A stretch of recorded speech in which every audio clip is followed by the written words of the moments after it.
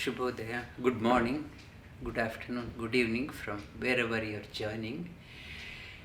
In the second chapter of Patanjali Yoga Sutra, it talks about tapas swadhyaya ishwara pranidhani kriya yoga. The kriya yoga, it is talking about kriya yoga. Kriya yoga, it is means yoga is not a static yoga. It is in motion. It is a dynamic yoga. Yoga becomes dynamic when you combine tapas, swadhyaya and Ishvara pranidhana. Combined together, yoga becomes a dynamic. Never becomes a stale. Never becomes yoga is a source of boredom. It is not that one. It becomes dynamic. When it is dynamic, it remains fresh. And the tapas, the swadhyaya, it is connected to the jnana yoga, connected to the head. And Ishvara Pranidhana connected to Bhakti Yoga, connected to the heart. And the linking factor is tapas. Tapas is the linking factor, is a Karma Yoga. Karma Yoga is a link between the Jnana Yoga and Bhakti Yoga. When these three are combined together, yoga becomes a dynamic. And it keeps us very fresh in our life. We never become stale and old in our life. And when the yoga is so dynamic, so vibrant, and we also become vibrant in our life, fresh in our life. And I have been covering the dimensions of karma yoga. I started off saying that karma, know that you had to pay the tax. Paying the tax to the creator is called as karma yoga. I had to pay the tax to the creator. And how I had to pay the tax? I should not be aloof from the community. I am only the recipient of benefits from the community. I am not contributing back. Then it is not karma yoga. When you are getting so much from the community, you have an obligation to give it back.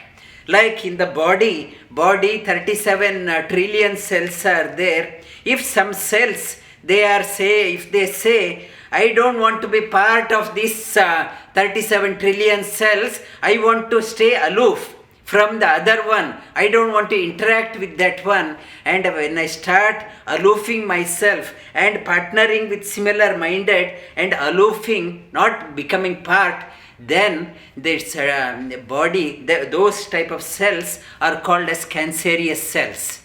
And cancerous cells, and the doctors, they say it has to be removed. Otherwise, this cancer will spread across and destroy the whole community. And this body, that cancerous cells, they say that cancerous cells, I don't want to be part of whole larger population, I want to be aloof. And Karma Yoga says, don't be like that. When you are here, you are a part of the community, you have to reach out wherever you can. You have to reach out. And last week, yesterday, also in the Bhagavad Gita class, I was mentioning in the Karma Yoga, everyone, we are all migrants moved from different parts of the world, came here. And when I have come here, I have an obligation to give my best to the local community. I have come to Australia thinking that for a better life. I have come here for a better life. I should not be the only recipient of the better things here. I should make this place even better. I had to contribute more. So that more and more people get inspired to come here. I should contribute more. And I should not, that is called as karma bhumi. This is my karma bhumi, where I am doing my karma. This bhumi, I have to add value. I have to enrich the local place. At the same time, I should not forget my janma bhumi. Janma bhumi, that wherever I have come from. I have come from India, that's so rich in values and tradition. I should further enrich that one. I should try to preserve that one. I should add value to my place of my birth. Janma bhumi, I should not forget that one. I should add value there and here. And that's the Karma Yoga. Karma Yoga, one dimension of that one, it's a way of paying the tax. And the paying the tax, I also mentioned in the last week, and we had to play the game in your own pitch.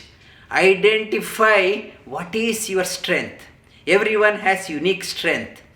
And very few people are able to identify their core strength, and they start playing their game in their own pitch. Organizations, they talk about our core strength. We had to work on that one. We talk about organization. What about this person? What is the core strength? That core strength I should apply in a right field. When I apply in the right field, best in me comes out. My work becomes a celebration. Whatever I do, it won't be a binder. Whatever I do, it is not result oriented, and it's an expression of joy. And that is another dimension of Karma Yoga we touched upon last week. And the other dimension today we are going to touch, when we are doing, we should not, doing the work, we should not think that because of me things are working. Because without me my house won't run. And my wife doesn't know how to run the house. Our wife thinks without me that husband cannot survive. Our children thinks the same. My parents are old school, they don't know anything. We think that without me house is running. We think without me my office, without me house won't work. And without me my office won't work. My boss will be helpless. Without me nothing will work. Without me, I think without me I am most important. Without me nothing will work. And it says, you are so insignificant in the equation, whether you are there or not doesn't matter.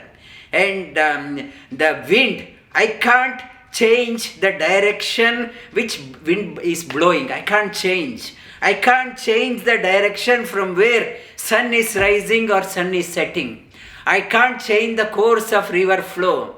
And when nothing is changing, I can't change the speed of the earth's revolution. I can't make the earth to change the orbit from one orbit to another, jump from one orbit to another. I can't do nothing. Everything happens according to the will of somebody. When everything is happening according to will of somebody, and why I have to take it's be arrogant, thinking that without me nothing can work. And if I think if I start thinking without me nothing is working, only I am in hallucinating myself, and my ego goes up, and my action won't be natural. My actions will be stunted action.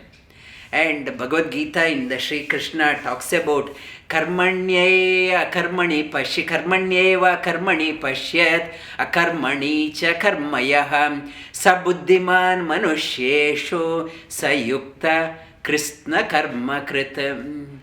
One who does the marvelous job, excellent job.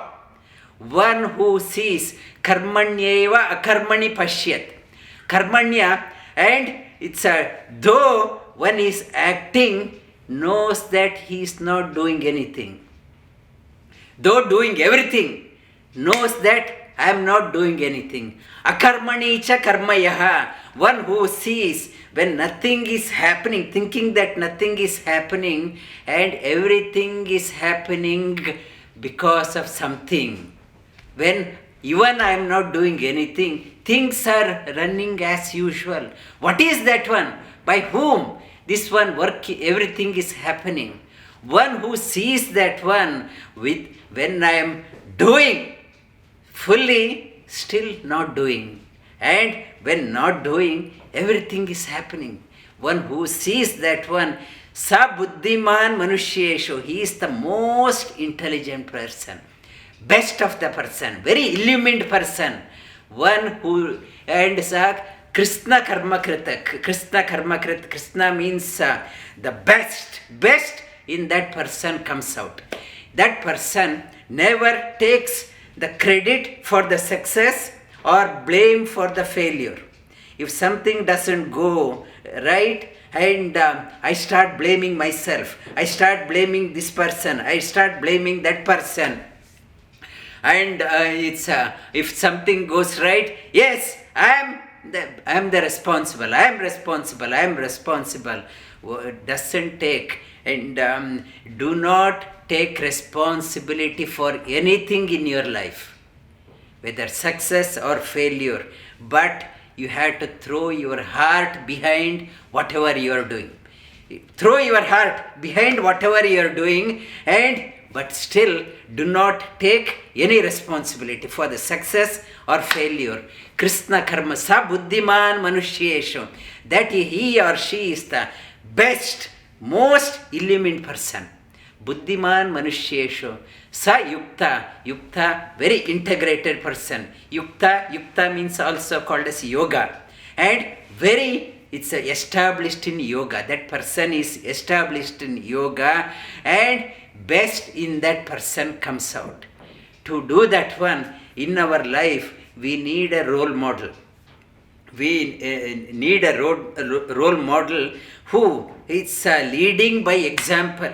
We need inspiration for us in our life to tread that one. And Bhagavad Gita, Shri Krishna says that we have to learn from the great people who have shown the path, get inspired by them. Otherwise, it's very hard to keep up the momentum. It's yadyada charati shreshta tattat deva itaro janaham sayat pramanam kurute lokastadanu vartate. Yadyada charati, the great people who are doing why they are doing, and they are doing as a role model.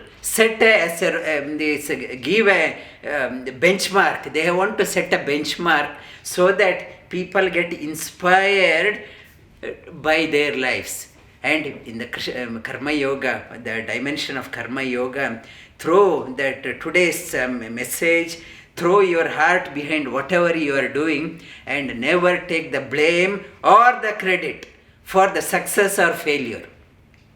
Many people, the whole life they will be regretting, I should not have done, because of me it happened, I am not useful, I am useless.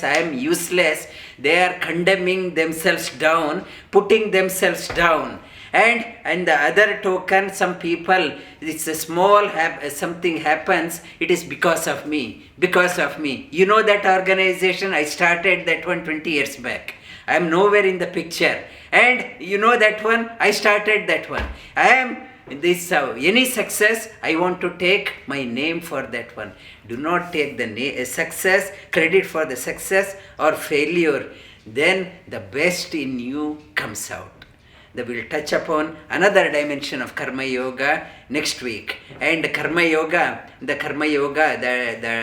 one which we are talking about next week, when we act, there is a reaction to that one. Whatever action you do, there is a reaction. Counter action is there. How to manage the counter action? Action and reaction, they go in hand. Whatever you do, there is a counter action. I eat something, and unwanted thing I eat, I get a side effect. How do you manage the counter action? What is that one? And that is called as karma. What is the karma? And I will talk about next week. Lie down on your back.